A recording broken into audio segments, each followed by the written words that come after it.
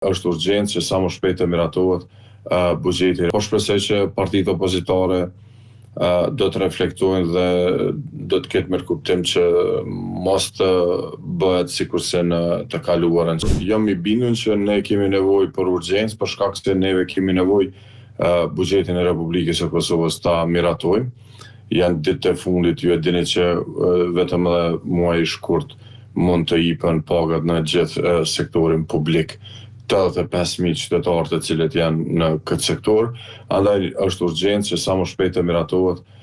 buxheti i Republikës Kosovës për vitin 2026. Ne kemi fituar zgjedhjet dhe me një fitore shumë të thellë, të paparë në historinë e Republikës së Kosovës deri më sot. Kështu që Kuvendi i Republikës së Kosovës, por edhe Qeveria e Kosovës i ka numrat për themelim. Pra, do të themelon shumë shpejt institucionet e Republikës së Kosovës, duke filluar nga trupat e kuvendit e deri te qeveria. Faza e parë është krijimi i kuvendit, faza e dytë është krijimi i qeverisë së Republikës së Kosovës dhe faza shumë e rëndësishme pas kësaj është miratimi i buxhetit të Republikës së Kosovës sepse shteti shkon në kollaps. Por mendoj që kjo faza e cila e përmendet ju presidenti është e fundit, ajo në mars që përmendet data 4 apo nëse nuk ka bëj 4, është herë të flasim, por po shpresoj që partitë opozitare do të reflektojnë dhe do të ketë mirë kuptim që mos të bëhet sikurse në të kaluarën që ju e pat 11 muaj e bllokuan Kuvendin e Republikës së Kosovës, por edhe krijimin e qeverisë Kurti, por edhe krijimin e qeverisë Konjuca, por edhe ashtu për zonën Albulina Aziu, por do të kalojmë dhe mos të kemi telashe apo bllokat apo shkuarje në zgjedhje, por do të kalojmë edhe këtë sfidë. Unë mendoj që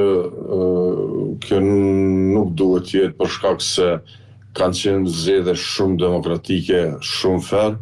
ka pas defekte brenda partive politike të cilat tashmë veç janë publike, por me ato janë duke u merr organet e sigurisë dhe drejtësisë, dhe rinumërimi ka treguar që ka defekte, por lëvizja vetëvendosje është dhe ka qenë fuqishëm kundër që të ketë ndonjë manipulim ose diçka tjetër, por çdo gjë